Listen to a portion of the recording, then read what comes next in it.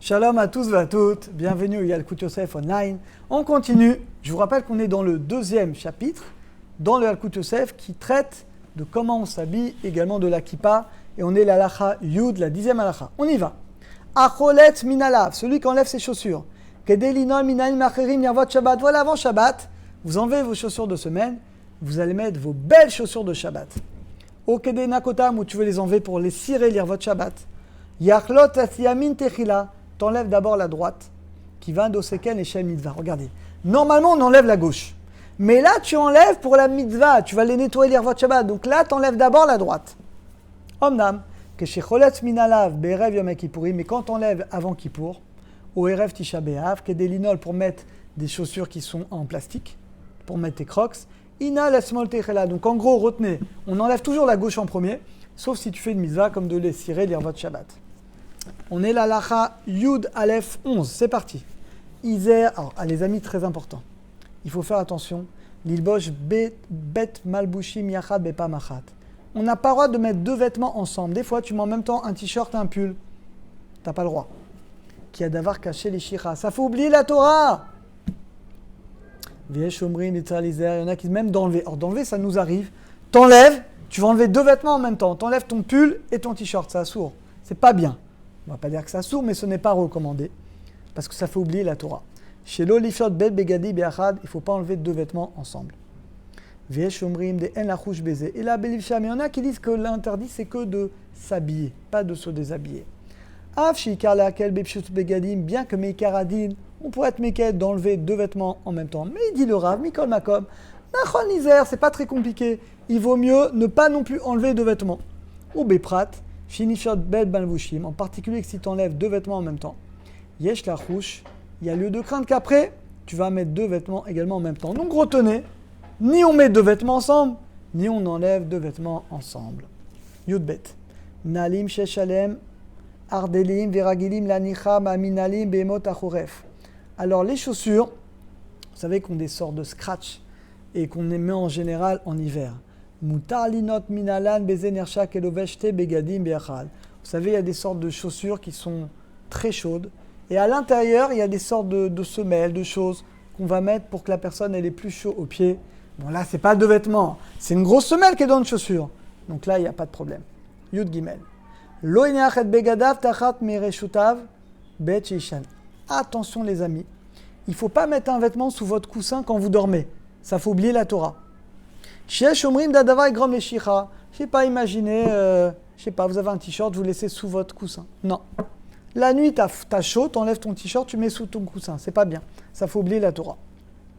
Yesh omrim dekol zedavka bebigde atzmo. On a qui disent l'interdit c'est que avec tes vêtements à toi. Ava bigde chavero, mais si c'est le vêtement de ta femme, il n'y a pas de problème. Yesh rolkim, il y en a qui disent non. La chen echad esha yakpid beze bigde chavero. Donc le mieux, tu fais attention, ce qui n'est pas de vêtements sous ton coussin. Si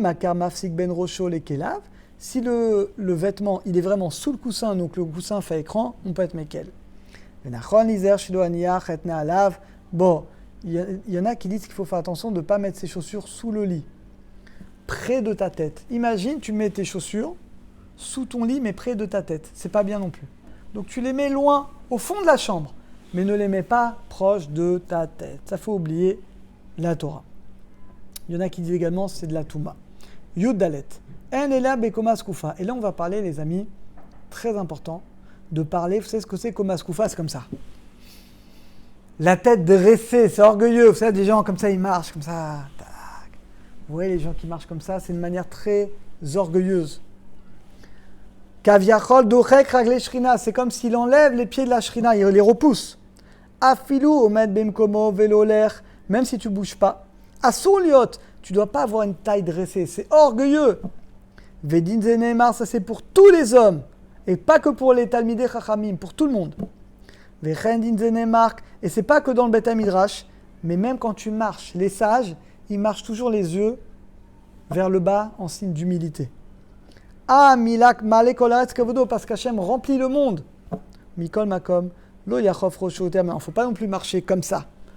Et là, Bémina Bénonite, mais normalement, tu regardes plutôt vers le bas. Comme ça, déjà, tu risques d'éviter de voir des femmes qui ne sont pas bien habillées. Mais en même temps, tu ne vas pas te prendre un poteau dans la tête, tu fais attention. Keneged pana bili shiskov ena lemala yoter midai. Donc le juste milieu, mais en tout cas on ne doit pas marcher de manière orgueilleuse. Et là les amis, on va parler de la kippa. Est-ce que c'est vraiment obligatoire? On y va. En alechet arba amot begilui rosh. Dit le Shulchan Aruch, on ne doit pas marcher 2 mètres, la tête découverte. Af imeno lech asur lishot, même si tu ne marches pas, tu restes comme ça, sans kippa, c'est pas bien. Al arba amot begilui rosh. Alors, yesh omrim shu isur mikaradin. Il y en a qui disent que c'est vraiment assour, c'est le taz. Yesh omrim, il y en a qui disent non, c'est une mesure de piété, midat rassidout, c'est pas vraiment obligé. Mais c'est une mesure de piété, parce que peut-être j'ai une bracha à faire, j'ai oublié de faire une bracha, j'ai oublié que j'ai pas la kippa. Viesh mechalkim, il y en a qui disent non, qui disent qu'il y a une différence entre un tamid racham, pour qui lui, il n'a pas le droit de rester la tête découverte, et ben, mais si quelqu'un c'est pas un tamid racham, il peut rester sans kippa. Regardez, afalpi demikar ledina shumidat rassidout. Bien que bémet d'après la stricte halacha, la kippa est une mesure de piété. C'est-à-dire que quelqu'un qui ne l'apporte pas ne transgresse rien. Mais regardez. Mikol makom bismanazé, mais aujourd'hui, yesh leachmir, dit le Rav Ovadia Yosef, aujourd'hui, il faut être plus strict. Pourquoi? Kikisui rosh meida shachuto le machane shomre shabbat. Parce que quand tu vois quelqu'un avec une kippa, tu dis, ah bah regarde, c'est quelqu'un qui respecte la Torah, il respecte le Shabbat, il appartient à l'armée d'Hachem. Et pas le contraire. Quand tu vois quelqu'un sans kippa, tu dis, oh là, peut-être c'est quelqu'un qui il fait rien du tout. V'lachen, comme ishi irat shamayin tzerech lizer. Donc tout celui qui a la crainte d'Hachem, il doit faire attention. Les chassot, de couvrir sa tête quand il marche. Et même si vous êtes en France, vous nous regardez au Canada, vous avez peur. Une casquette, tu mets une casquette, personne ne va voir. Tu mets une casquette, comme ça, tu es tranquille. Chez Eker, pour qu'il y ait une reconnaissance entre Oved Elohim, ceux qui servent Hachem, ou Michelo Avado, et celui qui ne sert pas. Ve'esh beze yoter, et c'est plus qu'une midat rassidout. Va kippa mal rosho shel adam ire shamaim samel. Regardez, pour nous la kippa, les amis, c'est un signe que Hachem il est au-dessus de nous. On a conscience. Ou shayar, et qu'on appartient à l'armée d'Hachem. Ou morak, et on a la crainte d'Hachem. Donc c'est important la kippa. Ou micholea begilura, quelqu'un qui marche dans la rue comme ça sans kippa. Adraba yeshbo mishum maritaïn. Pourquoi? Qu'est-ce que je vais le suspecter? Yarchidouch ou Adam Chofshi, ou pour Ekol Mitzvot. Je vais dire, regarde, il n'a pas de kippa, je crois qu'il était religieux, mais en fait, il n'est pas religieux. Vekol Sheken, à plus forte raison, Abba Mirsato Shel Rav, à plus forte raison, si tu vas voir un Rav, un lave que tu dois te couvrir la tête. Donc, pour nos amis qui sont en Khous Laret, vous mettez une kippa quand vous êtes dans la rue, dans le métro. Comme ça, il n'y a pas de problème vis-à-vis des goïms, mais en tout cas, c'est important d'avoir la tête couverte de la manière dont vous voulez, mais c'est quelque chose qui est important. Tête Zaïn.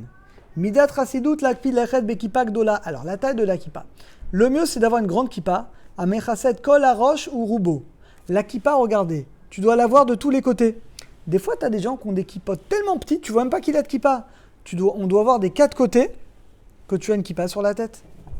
Mikol Makom, cependant, Moutar Minadin, Lechet Bekippa Ktana. Maintenant, quelqu'un qui a une petite kippa, imaginez, il est en France pour le travail, il a une petite kippa discrète. Vous savez, les petites kippas comme ça, comment ça s'appelle? En laine comme ça, qui sont très discrètes. Bon, ok, ça passe. Avsheno, bien qu'elle ne va pas recouvrir la majorité de la tête. Bilvat, Chénire, Tetev, à condition qu'on la voit bien quand même. Mikot, Sadé, des 4 côtés, que ce soit devant ou derrière. Oulam, cependant. Béchat, Créat Shema, au moment où tu fais le schéma. L'amidal, Birkat Amazon. Raoul Akpit, c'est bien d'avoir un chapeau, ou une casquette, ou une grande kippa. Ou l'école à parot, kippa mechaset rovarosh. Ça veut dire, quand vous êtes au travail, vous avez une toute petite kippa noire, ça passe. Pour faire une bracha shakol, ça passe. Mais quand tu vas faire le Kriyat Shema, tu vas faire la Midal, Birkat Amazon, alors là, si tu peux, tu vas mettre soit une casquette, un chapeau, ou soit une plus grande kippa. Et la dernière, on a fini, Yudzaïn.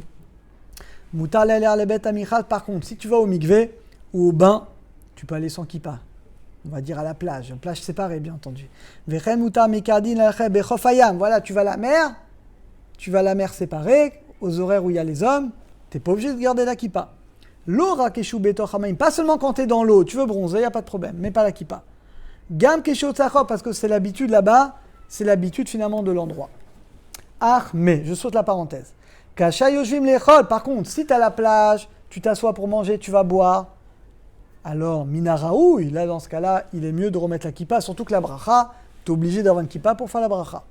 Vélo, les shots, et c'est pas bien de rester trop longtemps dans ce cas-là sans kippa.